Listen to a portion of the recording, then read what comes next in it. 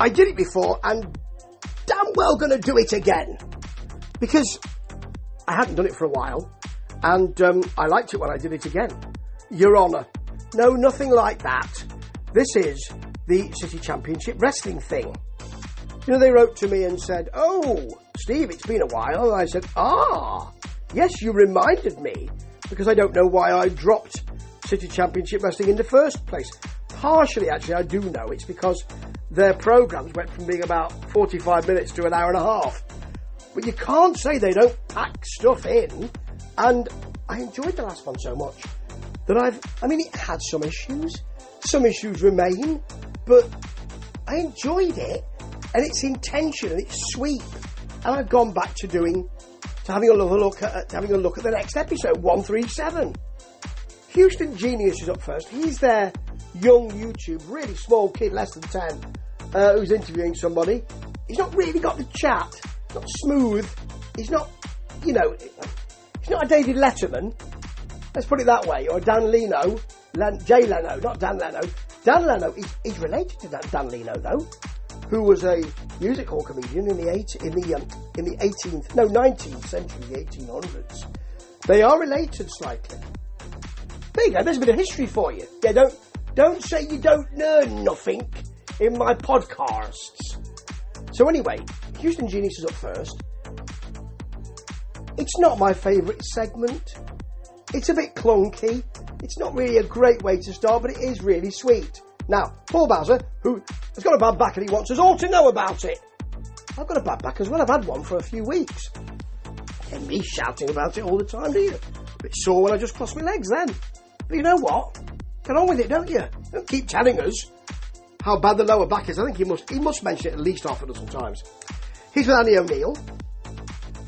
And they're bringing out the first match, which is Lance Starr versus Joe DeMauro. Now, there's no sound for Lance. You can see him coming out, but there is no sound whatsoever. He actually came through the wrong curtain. I love it.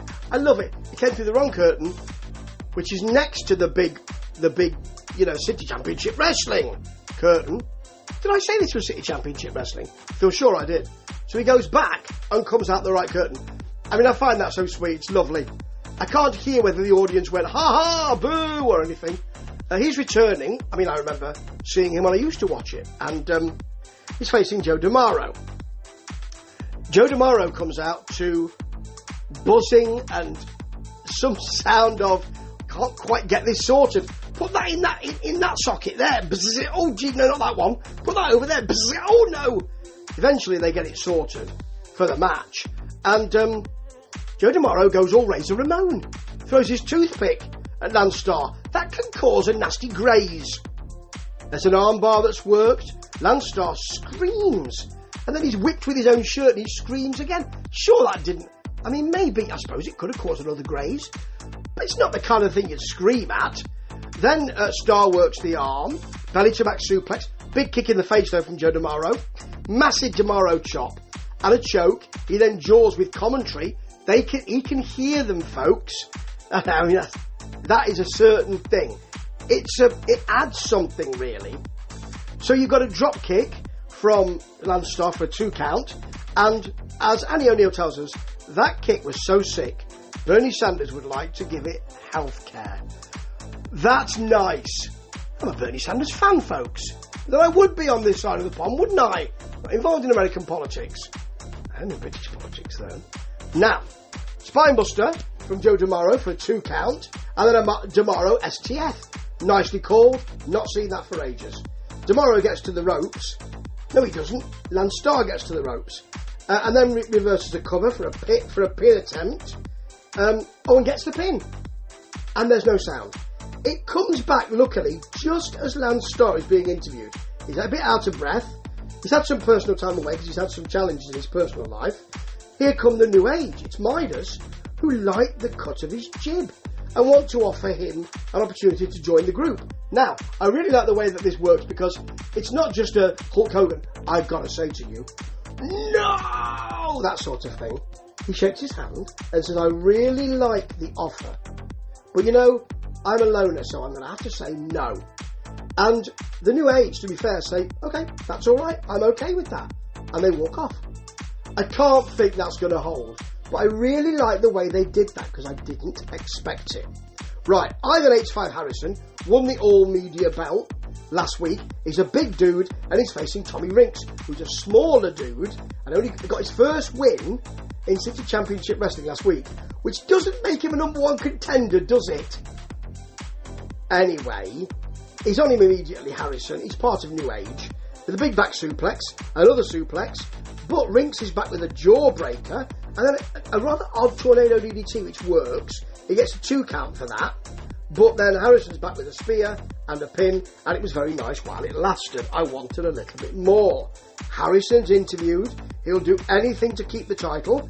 Out comes Midas. He wants his nasty, nasty New Age compatriot to Shook the Terrible to be able to feed, he says. So he wants an open challenge. Out comes Trevor Stroud, or Straude. Trevor Stroud. He's contacted me recently. Hello, Trevor. He looks like he's got those minor 49er red long combos on. You know, like, you know those. They're not, but it looks like it. And he gives us a really good promo, actually, because he's been here from the beginning with Andre Kabashi. He's no longer part of the New Age. He was part of New Albania, and as he says, we, Andre and he, along with Abrams, were the ones who ran the place, and they did. And I wasn't entirely enamoured of that. However, he's bemoaning the position of Andre Kabashi, which is not at the top of the tree. In fact, right, sort of medium branch, really.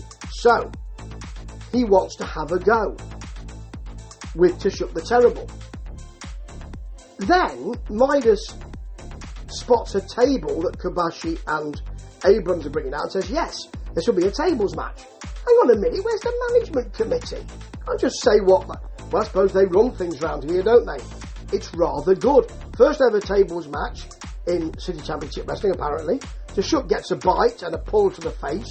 A low kick, which is well sold by Straude, should I say, Straude. Shotgun drop kick from Straude. Basement drop kick. Kip up, which is lovely. Another kick, and Shook the Terrible is down. This is a bit of a surprise for folks. Then Shook stomps Straude's face onto the table. That's not going to be very nice. But Straude's back with some mounted punches, a big bite. Someone then arrives, and apparently it's Darian Ultra, who is in a rather fractious tag team relationship with Trevor Straude. Probably no longer, because he's got a cup. I'm not sure if it's a cup you drink tea or coffee out of, or if it's a cup that he's won in some competition, but he breaks it over the back or the neck area of Trevor Straude, who falls. And there's a power bomb. Well, it doesn't fall. He loses concentration, and Shook power bombs him from the second rope through the table. It was rather well done. Now, King Kong Coleman, big folks out here this week. Shook, Trevor Straude, Ivan Harrison, and now King Kong Coleman. He's facing Christian Ford, who can't get a win. Last week, he lost to Ray Larson. I wouldn't really... I mean, as Annie O'Neill says, he's putting himself willingly into this match with King Kong Coleman. And Ford actually pokes him to begin with. Gets a chop in reply.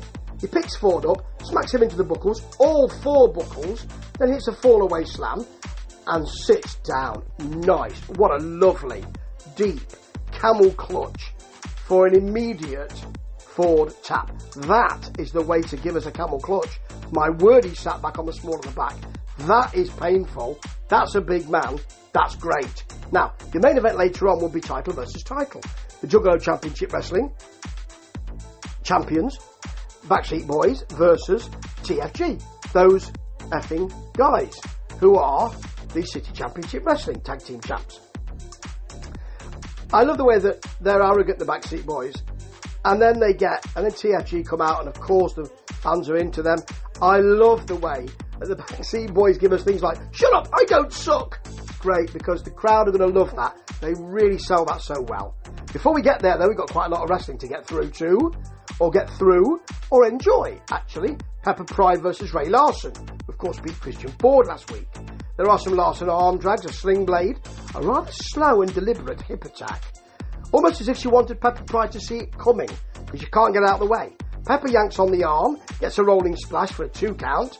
Nice bulldog as well from Pepper. Counters and an arm lock into a cover. A nasty hip attack. A pip attack from Pepper. No, a hip attack from Pepper. And then Ray Larson hits that ever-loving spear for the pin. It was only okay, but I didn't mind that. Because next up, we've got Freedom Ramsey. He is your champion. He's a WWE ID winner or contract gainer. And there'll be a showcase match next week with Marcus Mathers. Now, as he says, he doesn't break. He doesn't stop. You need to stop sometime. I mean, I'm not your doctor, but really, you could do with getting a bit of rest. Because I know sharks supposedly die when they stop moving, but even they must nap occasionally. I would advise you to get one of those trackers on your watch, and then you'll find out how much deep sleep you got and how much you napped or snacked in the middle of the night. Have a corn on the cob at 2, and then fall back to sleep. Okay, Metro Pro Wrestling Heritage Championship is on the line here. It's the Spider, double E folks, versus the champ, Jack Delaney. Now, the Spider is the American underdog, and Annie and Paul Bowser, with a bad back, tell us regularly during this match how much work the Spider does and how committed he is. Almost as if he's not an underdog and they're trying to talk him up. So, we've got Delaney trash talking. He's got no mic, so really, they trash talk to each other. Can't really hear it because there's no mic. Now, the Spider attacks early on. There's a Delaney drop kick to the back, which is nice. He then grabs a seat from a punter, who's now having to stand. I mean, it's not as if there were loads of available seats. He took that seat from a punter, jumps off it to drop kick the Spider on the outside. There were some Spider shots and a nice Uranagi. It's shouted, Uranagi! by Paul Bowser. Quite rightly so, it was very nice. And then there is a Delaney back kick to the twig and berries. He grabs the ref. That's twice I've seen that in the last 2 days. Back kick, hit both the twig and the berries, and gets the pin from that. I wanted more. That's a good thing, because I thought it was a good match. Okay, Mark Roberts, Juggalo Championship Wrestling play-by-play, is replacing Annie O'Neill, quite rightly so. Paul Bowser, well, it could have been Annie. Could have been Annie. I think Paul Bowser is your main host, isn't he? Didn't he? He used to be the other Paul Jones. Where's he? Where's he gone? Maybe someone could tell me. I haven't been seeing it for a while, you see. There is prevarication to start with, but you'd expect that, wouldn't you? There's a lot at stake. And then the Backstreet Boys are straight onto them, but TFG gets some mounted punches. The Backstreet Boys want a mic. I like this. They don't like being embarrassed because they had to bail at that, and they say they want silence or they will leave. Of course the fans go for it, and they do leave. And TFG take their sweet effing time about going to get them back. I mean, they could have been in the car park by then.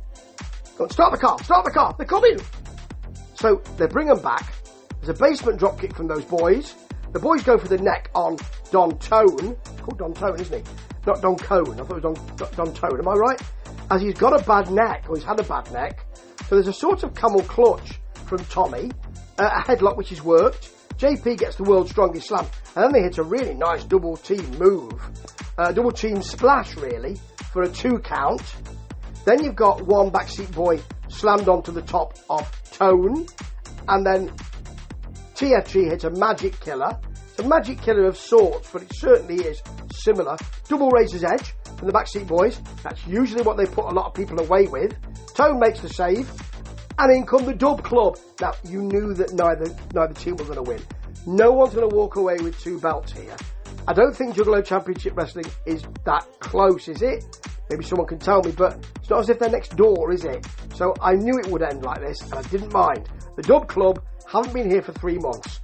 They hit a DDT, chair shots, big chair shot to Don Leo. Big belt shot. Then they garrot. I think it's Don with the belt. I didn't hear a bell, folks. I think the match is still going on. It's still legally going on because there's no bell. And they want the titles. And probably that's going to be a good feud. It was a really good episode, I have to say. It's long. It's got a lot in it.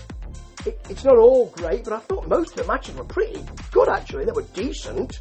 And I liked that main event. I thought that was very nice, back and forth. Good wrestling entertainment, but then the whole thing was too. And you know what?